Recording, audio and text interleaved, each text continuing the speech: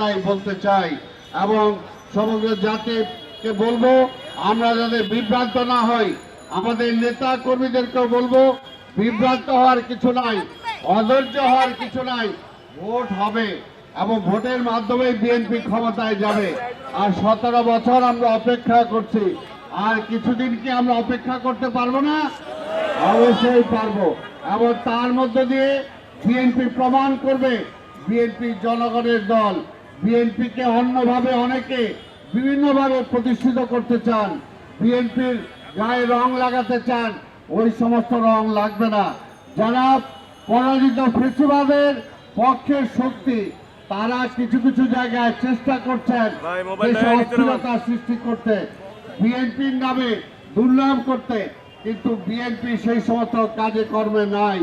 পরিষ্কার কথা, আমাদের নেতা তারেক রহমান নির্দেশ দিয়েছেন ভালো কাজ করতে হবে, জনগণের কাছে থাকতে হবে, আর যারা চাঁদাবাজ যারা সন্ত্রাস করে তাদের সাথে বিএনপির কোনো সম্পর্ক নাই। পরিষ্কার কথা, চাঁদাবাজদেরকে নিয়ে বিএনপি সংগঠন করে না। জনগণের বন্ধুদেরকে নিয়ে, জনগণের সাথে যারা আছে তাদেরকে নিয়ে বিএনপি রাজনীতি করে। সেই কারণে বিএনপি এতই জনপ্রিয়, সেই কারণে বিএনপিকে অনেকেই ভয় পায়, দেশের অনেকে ভয় পায়, বিদেশের অনেকেও ভয় পায়।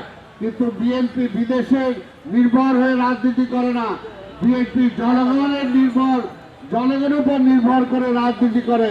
তাই আমরা বিশ্বাস করি বিএনপির সাথে জনগণ আছে। তাই যারা ভয় পান, ভয় পেয়ে কোনো লাভ না, আসেন না নির্বাচনে আসেন, দল একটা না দুইটা না 10টা করেন, অসুবিধা কি আছে?